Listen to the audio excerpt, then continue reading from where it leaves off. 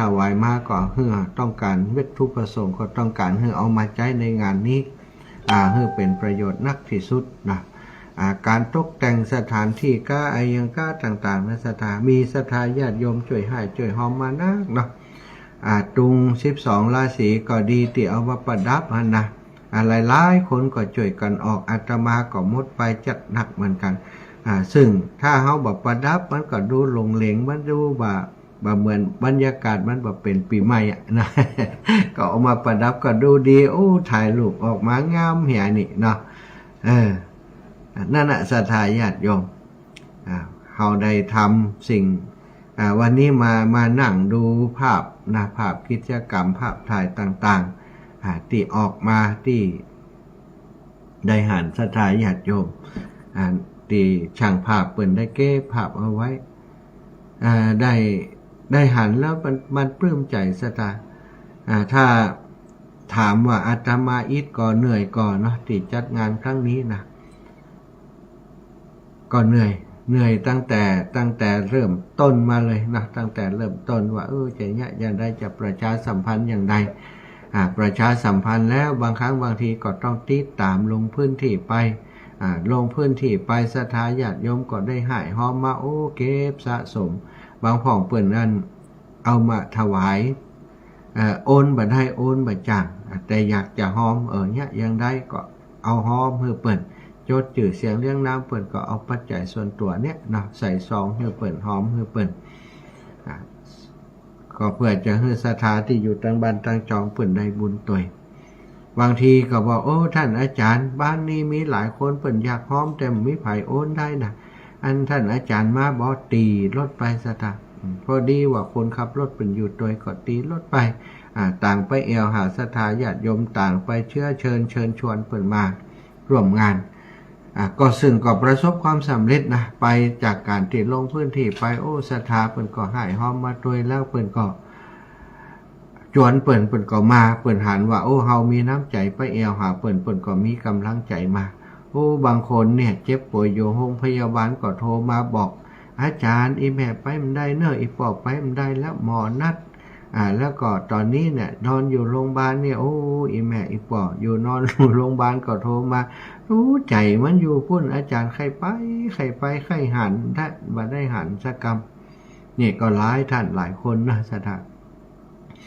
ตีมาตะวาก็หลายท่านหลายคนตะวามีโยมแม่ท่านหนึ่งอาตมาก็บอกเพิ่นขอมีรถมาถ้าอีแม่ขากลับนั้นเขาจะไปส่งช่วงที่เปิ่นจะกลับกำลังละวุ่นละวายอยู่ว่าอันเก็บของนู่นด้านนี่เนาะแล้วคนขับรถก็ไปส่งหลายรอบนะไปส่งศรัทธาที่เปิ่นมาเนี่ยหลายรอบไอ้เบิ่มหรือว่าไอ้เดชานี่วันติที่ขับรถเฮือตมาเนี่ยปิ่นนานเดชาเนี่ยบ่ได้พักเลยศรัทธาออกรถนิดเดียวไปส่งคนเฒ่าคนแก่ 3-4 รอบก็บ่ฮู้ว่าโยมแม่ตีบอกว่าจะเฮือไปส่งนะไอ้เบิ่มได้ไปส่งเปิ่นก่อนหรือว่าเปิ่นไปอย่างใดนะโยมรู้สึกว่าโยมแม่คำปันวิชัยหรืออย่างเนี้ยอยู่หลังข่ายเนาะแถวเจ้าแม่สุชาดาแล้วก็อีกหลายท่านนะที่โทรมาหาอาตมาอีแม่ไปได้แล้วก็รถบ่มีครับอาจารย์แล้วก็บอกเปิ่นว่าแม่น้อยอินยาสีก็มีเบิ่มก็จะไปส่งด้วยเนอะแม่น้อยอินยาสีเขาหลายคนอยู่ก็คงจะมีรถกลับไปส่งเปิ่นเนาะถ้าไปเดินนี่ก็คงไหว ออกจากนี้ไปปุ้นกรรมแจกของใกล้อย่างใดถ้าได้รับความสะดวกสบายอย่างใดอาตมาต้อนรับครับสู่ดูแลบัดทั่วถึงบัดดีอย่างใดเนาะอีปล่อยอีแบบทั้งหลายอาตมาก็ขอโทษขออภัยเนอะคนมานักมาหลายแล้วก็คีย์แมนหรือว่าคนที่เป็นลักฮือนี้มันมีบัดนักเนาะเปิ่งปลาอาศัยครูบาอาจารย์ได้บางรูปบางองค์ส่วนใหญ่เปิ่นก็มาเป็นครูบาอาจารย์มาอย่างให้เปิ่นมายะการอย่างเฮาซึ่งเป็นเจ้าภาพนี่ก็คงบ่ได้เนาะอาตมาก็เลยเหมือนกับคนเดียวแต่ว่านี่ยอมรับเลยว่ามีหลายอย่างที่ได้ขาดตกบกพร่องไปในการต้อนรับดูแลศรัทธาญาติโยมบ่ได้ตักได้ทายทั่วถึงก็บ่มีเวลาได้จ่ายอย่างนักโดยเพราะในช่วงพิธีการอย่างกานี่ มีโฆษกพิธีกรเปิ่นจ่วยเนาะก็หลู่ไม้เปิ่นบางครั้งนะเพราะเสียจำเป็นต้องประกาศก็หลู่ไม้เหล่าไม้ไปประกาศเพื่อจะให้ศรัทธาได้เข้าใจหันลงทานลงทานนักนะอาตมาก็ได้ไปตรวจดูลงทานมาพอในภาพวันนี้จื่นใจศรัทธาลงทานมากันนักกันหลายบางพ่องนี้มาจ้ามาบัดตันมาสายก็ยังดีกว่ามาสายปรากฏว่าโอ้เป็นเกื้อเป็นกุลเพราะคนกำลังหิวพอดีบอกว่าจะเป็นน้ำดื่มน้ำเย็นแล้วก็ขนมหวานเนาะหลายคนด้วยกันที่เอามาที่หลังขอบคุณแม่ทุกแม่เนอะที่เอาลงทานมาถ้าอูไปก็มันนักลำไปมันจะบ่ครบบ่ค่อยคนก็ขอถือว่าขอบคุณทุกท่านทุกคนตึงโยมปี่โยมน้องโยมแม่โยมปอดทั้งหลายที่เอาโฮงทานทุกอย่างมาแล้วก็มาร่วมงานแต่วันนี้อาตมาภาพครับอาจารย์พระมหานพดลสุวรรณเมธีอู้กันสองคนพี่น้องว่าบ้านน่าเชื่อว่าคนเพิ่นจะมานักแค่นี้บารมีครูบาอาจารย์ขื่นสีขาวนี่เยอะแยะเนาะตลอดถึงบารมีธรรมของอาจารย์พระมหานพดลก็ถือว่าเป็นผู้มีบารมีธรรมสูงจัดกิจกรรมครั้งนี้โดยท่านอาจารย์เป็นผู้นำอาตมาเป็นผู้ตามช่วยเพื่อนทุกอย่างทุกประการทำให้ได้หันว่าความสมัครสมานสามัคคีของทีมงานของเฮานี่ถือว่าเป็นความสามัคคีที่น่ายกย่องน่านับถือโดยเฉพาะศรัทธาญาติโยมทุกท่านทุกคนเนี่ยเสียสละเวลางานบางพ่องนี้ให้ลูกให้หลานเดินทางมาจากต่างจังหวัดเพื่อจะให้เขามาส่งที่วัดบรรพตสถิตร่วมงานโยมแม่มะลิวันพิเคราะห์งานมาจากเมืองฝางพุนศรัทธาญาติโยมมานอนกับลูกสาวท่านดร.ตีราชภัฏลำปางเนาะก็มาร่วมงานที่นี่ตัวหลายท่านหลายคนอาตมาก็ต้องขอบคุณนะเดินทางมาไกลกว่าจะมาถึงกลับไปถึงบ้านถึงจองตะวานี้รู้สึกว่าจ้าที่สุดประมาณ2 ทุ่มเนาะพี่น้องตังแม่แจ่มโยมน้องพรธนาปะโยได้แจ้งมาว่าถึงแล้วนะทุกปีนะถึงประมาณ2 ทุ่มโยมน้องโยมปี่โยมน้องตั้งหลายเปิ่นถึงแล้วเปิ่นก็โทรมาแจ้งโทรมาบอกทางเมืองฝางทางเวียงป่าเป้าหลวงปู่ไปถึงก็แจ้งมาหลวงปู่นี่ 18:29 นาทีถึงวัดพระธาตุจอมพ่อทุกกลุ่มทุกองค์ครูบาอาจารย์กล่าวกระผมขอกราบในเมตตาครูบาอาจารย์ทุกกลุ่มทุกองค์ที่เมตตามาร่วมกิจกรรมรดน้ำดำหัวและก็มามุทิตาเนื่องในอายุวัฒนมงคลของท่านอาจารย์พระมหานพดลในคราวครั้งนี้กล่าวกับผมขอบคุณครูบาอาจารย์เป็นอย่างยิ่งเป็นอย่างสูงสิ่งหนึ่งประการใดที่ผมตักท้ายเลยว่าตอนรับขับสู่ดูแลครูบาอาจารย์บดีก็ขอครูบาอาจารย์โปรดได้เมตตาให้อภัยเก้าของผมด้วยศรัทธาญาติโยมทุกท่านทุกคนก็ขอให้ท่านทั้งหลายที่มาในงานนี้มีส่วนช่วยหรือว่าแม้กระทั่งอยู่ตั้งบ้านได้ฟังรายการอยู่ด้วยได้อนุโมทนามาด้วยให้ศรัทธาท่านเจ้าทั้งหลายอยู่ดีมีสุขปีใหม่นี้ก็ขอให้เป็นปีดีๆของศรัทธาอีกปีหนึ่งให้ลูกให้หลานได้มีความสุขเบิกบานอยู่กับครอบครัวได้กลับมาหาปู่ย่าตายายมาหาพ่อหาแม่หาอีพ่ออีแม่ทั้งหลายให้อีปอดอีแม่ทั้งหลายแม้จะเดินทางไปที่ไหนลูกหลานของท่านเจ้าจะเดินทางขึ้นเหนือล่องใต้ต้องไกลเที่ยวไกลอย่างใดตั้งมุกตั้งอากาศตั้งน้ำก็ขอให้ได้ปลอดภัยในทุกเส้นทางคือสิ่งหนึ่งประการใดที่เป็นไปโดยชอบประกอบโดยธรรมขอความนึกขอความคิดขอความปรารถนาของศรัทธาอีพ่ออีแม่จงสำเร็จโดยประการทั้งปวงจัตตาโลธรรมาวัฏันติอายุวันโนสุขังพลังศรัทธาญาติโยมเปิดโอกาสให้ศรัทธาได้โทรมามาจากพ่องไผ่มากั้มมาเนาะมาแล้วก็ม่วนใจยังใดก็แจ้งบอกมาจิ้มแล้วก็มาแล้วก็บอกป้าอาจารย์สักคำถึงพอกันคำแล้วโทรมาด่าได้เหมือนกันเด้อ0808844173 0808844173เป็นเบอร์โทรที่ใจสำหรับการโทรเข้ามาในรายการโทรมาได้แล้วโทรมาได้เลย หลายพื้นที่ทราบว่าตอนนี้มีฟ้ามีฝนมีลมมีฝนเนาะตั้งใจโฮมท่านอาจารย์เสน่ห์การหลงว่าโอ้มีลมมีอย่างบอกว่าเดี๋ยวผมจะจัดรายการตัวได้ก่อนนะโหแม่ยายพรรับแล้วยายพรอ๋อรับแล้วยายพรว่าได้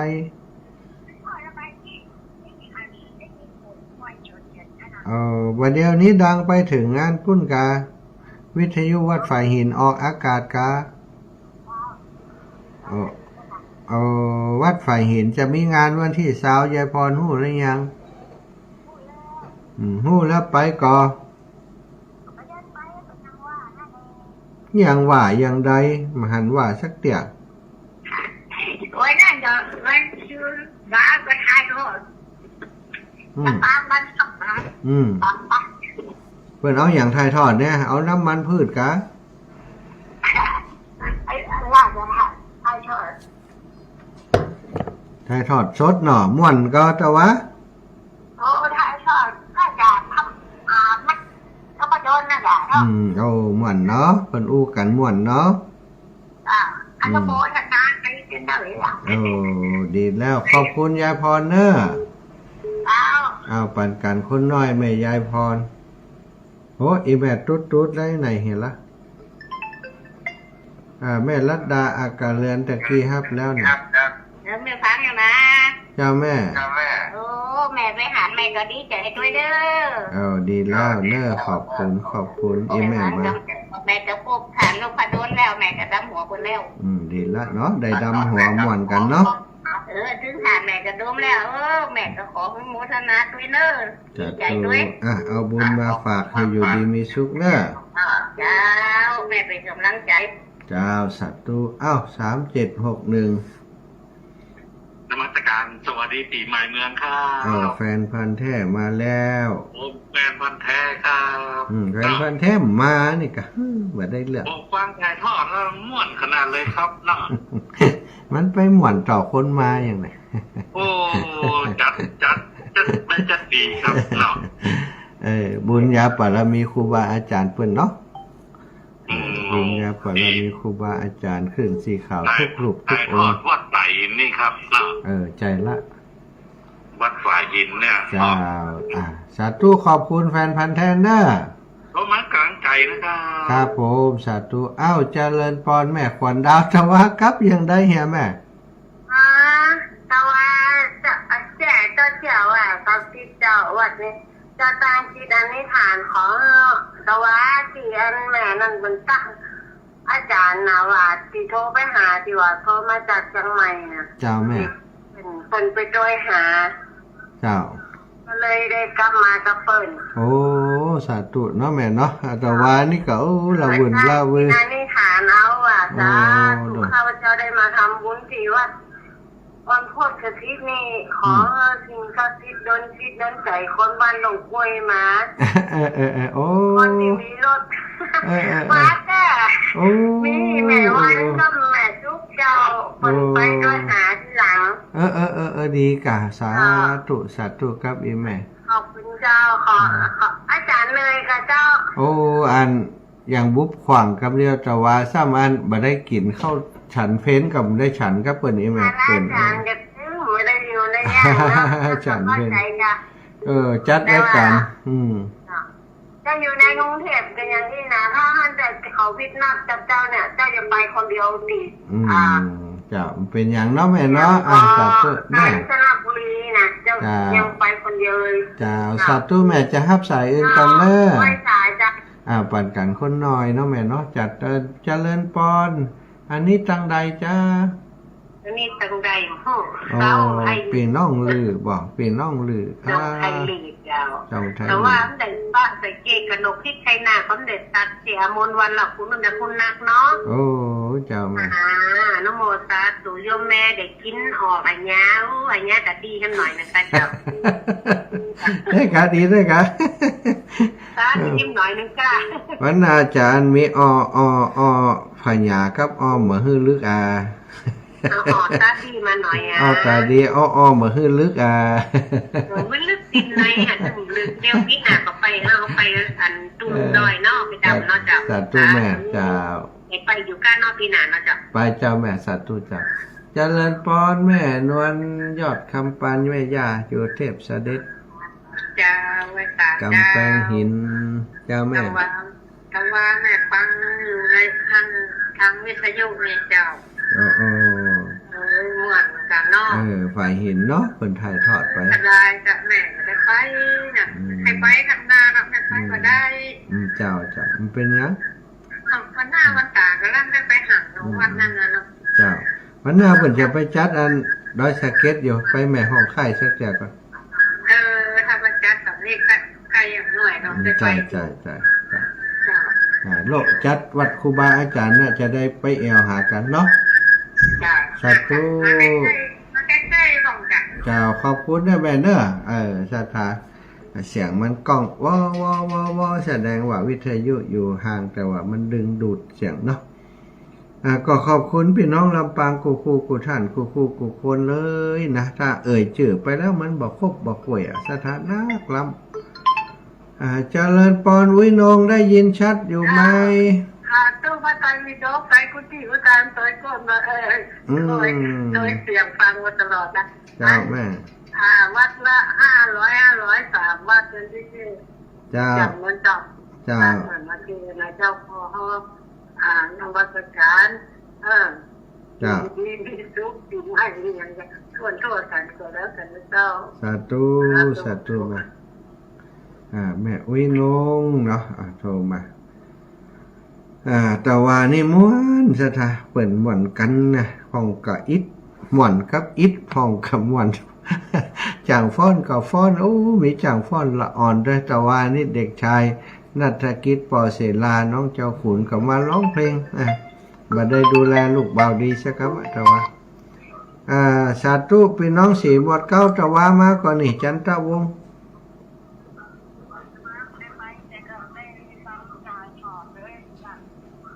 อีแม่มาได้กันแต่ว่า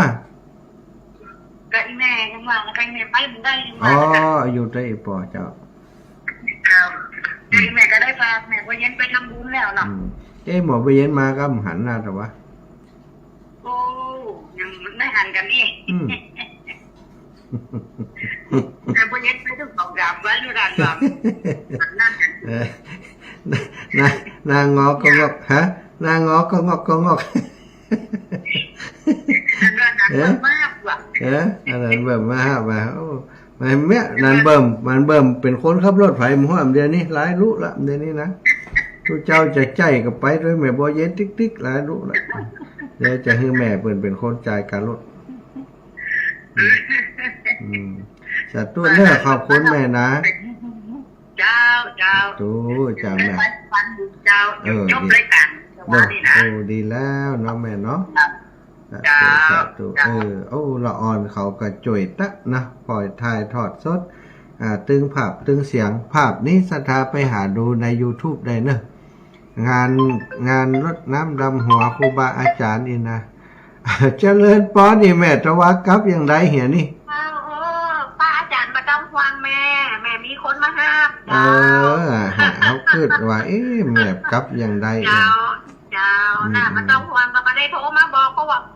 มันยุ่งกับแม่ว่าจะได้ผลทำกับเขาสัตว์ตัวเจ้ากับกับก่อนเจ้ามาต้องฟังนะเจ้าเนอถึงบ้านประมาณ2 โมงนะเจ้าขอบคุณนี่แม่นะกับน้องแม่อัญญาพระอาจารย์เนาะเจ้าสัตว์ตัวม่วนอันเปิ้นม่วนกันที่ไข่หันวัดบรรพตอีเนาะไข่หันแต่เนาะงามก่อนรันทำงามก่อนยังพัฒนาไปแห่งหลายอย่างอยู่เดียวก็จะพัฒนาไปเรื่อยๆไหมเอาวันนี้อย่างกับประกาศวิทยุนะเจ้าเนาะเจ้าโยมแม่เพราะว่าวันนี้มันคืนบดีนะเจ้าวันนี้ดับบ่อยวันนี้นะแหละสีขาวทั้งเพศดับบ่อยเจ้าเจ้ามันอาจจะเป็นเรื่องนี้คือพระอาจารย์แล้วอันโยมแม่ก็มันดับมันอีเนาะวันนี้ก็เลยมาโทรเจ้าว่ากลัวมันเป็นห่วงแต่ว่าจะโทรกันยงอยู่เป็นป้าเป็นผลนะพระอาจารย์ที่บ้านเท่านั้นก็มีผลเท่านั้นเจ้าแม่ เจ้า สาธุนะแม่นะ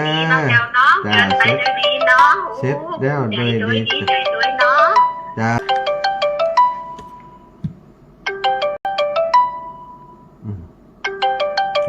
ที่เปิดให้โทรแล้วผมโทรเข้าเหี่ยไปโทรเข้าติเปิดให้โทรเลย ไผ่ฮะอย่ามาลึกมาตังเพศโทรมาตังเพศเอาติโทรไปปุ้นตะกี้น่ะ0808844173เพศเนอะอันนั้นเอาไลฟ์สดอีแม่มหานครฝั่งฝนตกดับร้อนแล้วเนอะตกอย่างสงบโอ้ขอบคุณเด้ออีแม่แจ้งข่าวฝนตกจุ่มฝนตกเย็น52 นาทีที่ผ่านมาเมืองฝั่งฝนตกนะลำปางนี่ก็ได้ข่าวว่าจะตกนะได้ข่าวว่าจะตกแล้วก็ตึ้มตก ศรัทธาญาติโยมทั้งหลายเวลาสำหรับวันนี้นะก็คงหมดไปโดยเวลาเพียงเท่านี้ขอความสุขสวัสดีบังเกิดมีแก่สถานะบุญทุกท่านทุกคนให้ท่านทั้งหลายอยู่ดีมีสุขอายุมันขอนยืนเนอจัตตารโอธรรมาวัฏันติอายุวันโนสุขา